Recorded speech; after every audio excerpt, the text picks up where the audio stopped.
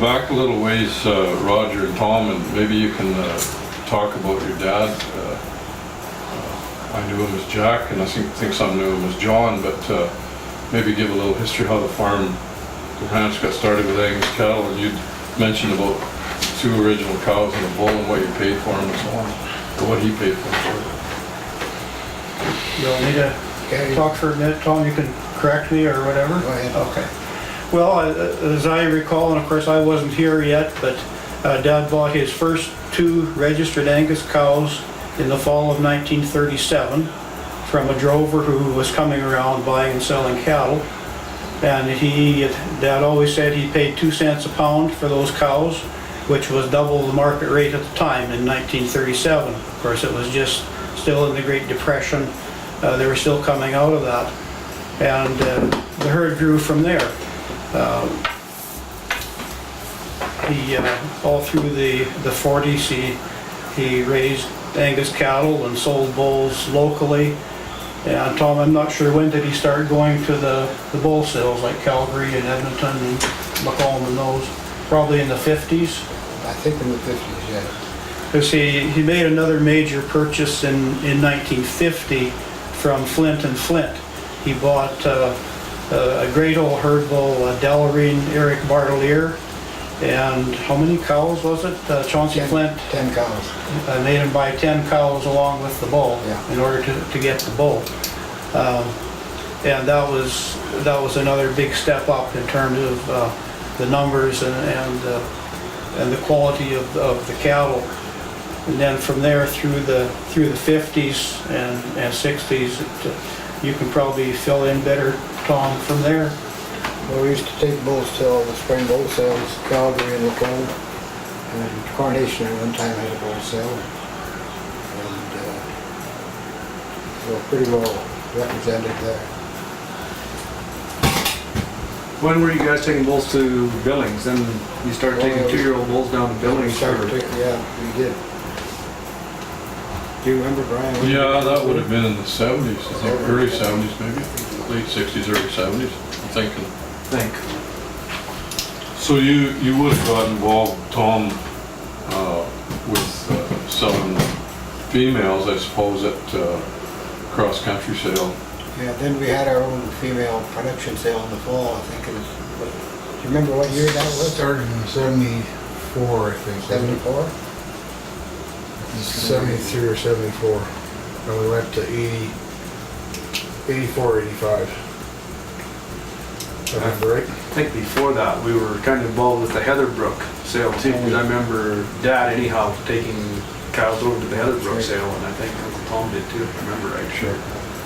So now you guys have your own sale, Travis, all get together Right. every spring here on the farm. And how many numbers do you sell there? As far Well, as this spring we had 120 bulls in the catalog, and we sold most of them. Our goal is to provide good bulls for ranchers. So we sell a lot of numbers, and there's a lot of volume buyers that get some pretty good prices on bulls. But that's kind of what we want. We want to raise cattle that work for the ranchers. Sure. So how many bull sales have you had? Well, this was our 16th. 16th annual, I believe it is. Yeah. Good deal. Was that before we went to kill them and That's everything, yeah. down to Oyen? Surrey? I think it's what, the 10th or 11th one back at the farm here? Yeah. Or is it even more than that? Maybe the 12th. Might be the 12th one. Catalog's right into this year, would it say on the bed there? We'll see. The Yeah. spare room? So over the years, and excuse me, you've sold cattle up to a lot of places. Can you remember, Tom, how many countries or some of the countries that you sold cattle to? We sold bulls to Scotland back in 13th. I remember what year. One of the first bulls ever go to Scotland. What was his name? It was in the 70s, wasn't it, Fellow's Tom? name? Yeah, 70s. And then, so that would be something to sell a bull back to. We sold Japan. some bulls to Japan too. Mexico? Argentina. Argentina. The States, of course. Sure, Lots went to the States. probably Mexico too. I think, yeah, I think we did females were up with there. Sure. So, can you, Travis, tell us about the two animals that became champion at Agribition? I think it's a feat that has never been witnessed or Well, I mean, substituted since. probably one of the, Uncle Roger, Uncle Tom would have a better memory of that. I've read about it, but I know they both came, they're both cattle that Grandpa raised, I believe. Yeah, they were. And a bull, what was his, remember the name of the Don't remember. Valley Mirror G. Fairlad or something? Fairlad It was a- 12G. Fairlad. Was it Fairlad? They're out of Valley 12G. And heifer, a favorite heifer, wasn't it? Favorite of Valley Mary, I can't remember what number. Right. So do you remember what year that was, Tom, or when they won the Agribition?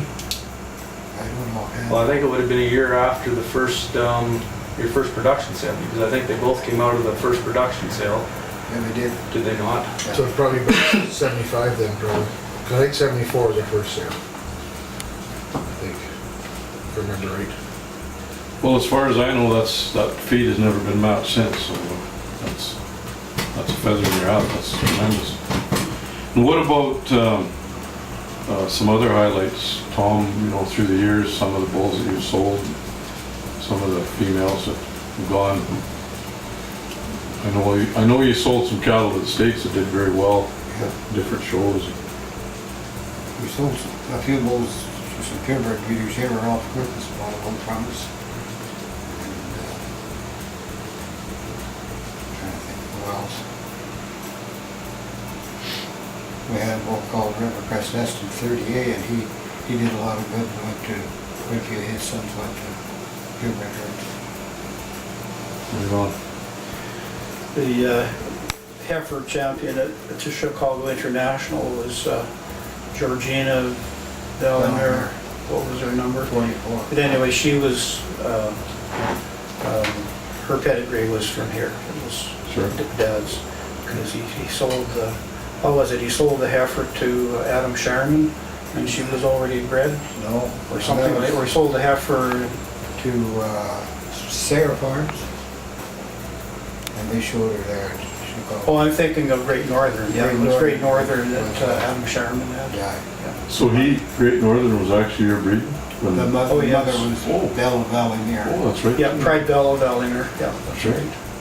Actually, you descended to one of the old first cows that the dad bought. No, really? Yeah. I should know that, but that's a neat statistic, that is. Yeah. So now, up to now then, how many, between all of you, how many cows are you running out here in the Well- valley here? I know between Brian and myself, we run about 300 cows 300. and whatever. We're about 200 now, between Dad and I and kids. Yeah. With me, it's more of a sideline to the law practice. 30 to 40 cows. This year, 34 cows out in the pasture. Right on. So that's, between all of you, you got 550 purebred cows. Yeah. That's Yeah, right on. yeah.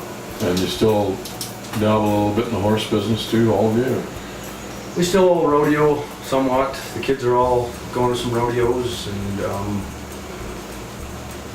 my wife barrel races some, and I still go to some team rope and jackpots. Craig goes to some team rope and jackpots, and And there's always horses for sale.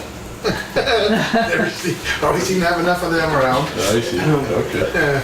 I didn't get the roping gene. Oh, you didn't This get that, time. Roger?